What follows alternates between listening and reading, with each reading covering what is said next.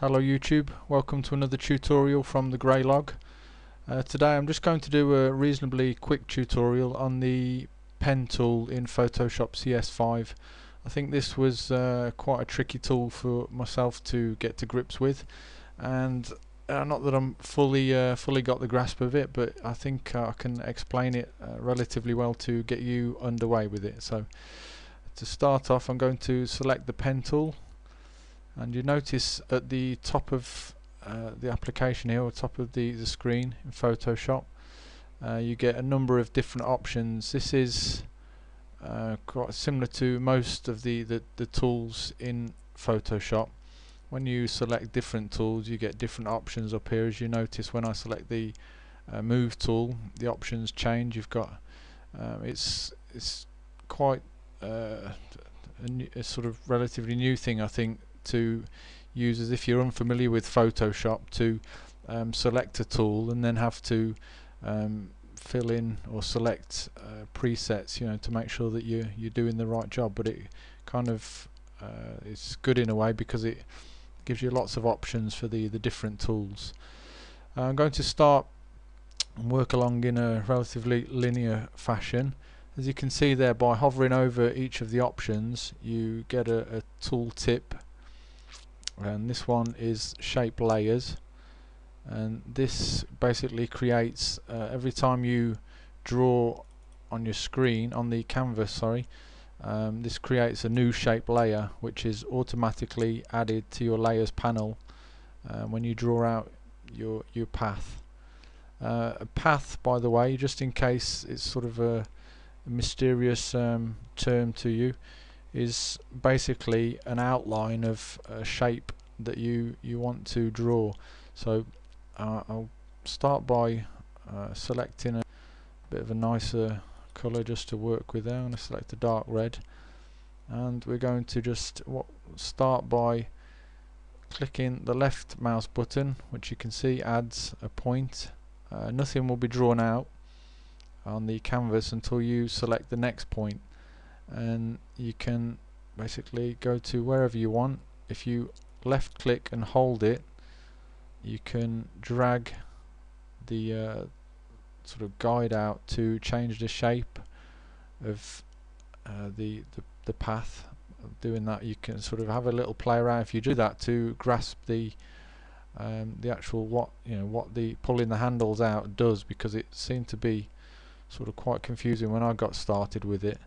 I was trying to draw something, and these handles are sort of going out, and lines are drawing all over the place. But you can also, as well, by pressing shift there, you'll notice that snapped to the sort of, it locks.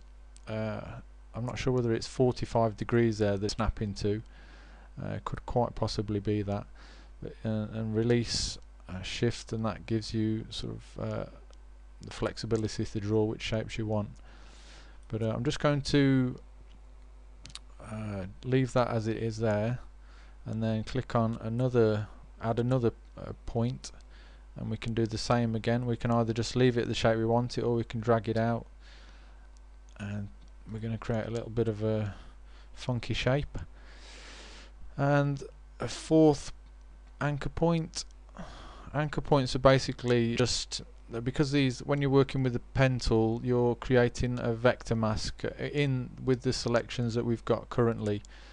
So what that is, if you don't know what vector masks are, they're just sort of points that are added rather than creating a rasterized shape, which is drawing pixels directly onto your canvas. It uses maths, which makes the actual file size a lot smaller, just by adding points to the file to create your shape. And you can see we're almost sort of back where we started. And when I hover over you notice there that that's black, this is filled. This the last point that I added is filled. That shows that it's my last point, or it's a selected point. And you can see that these the ones that preceded that are like a hollow white or hollow colour, by hovering over, you see the circle appear there, which denotes that we're going to close the path selection. If we click on that, we are going to click on it, which didn't leave us much to select, but it just drew the path out basically for us. And there we've got some kind of funky lopsided egg shape, maybe not too funky, but yeah, that's the how the path tool works on the shape layers, add shape layer.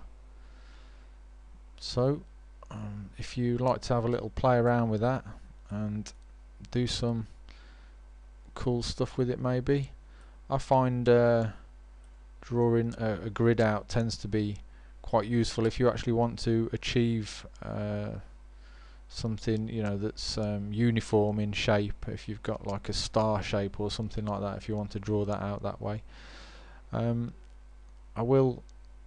I'm going to end this tutorial now. I'm going to sort of further that because I'm only just getting started with these tutorials. I'm unsure on my file size because my compression rate's not working too cool at the moment, so I'm going to finish this tutorial. I hope that's helped. I know it was very basic and very short, but just to basically, don't be scared of the pen tool because it can be quite daunting.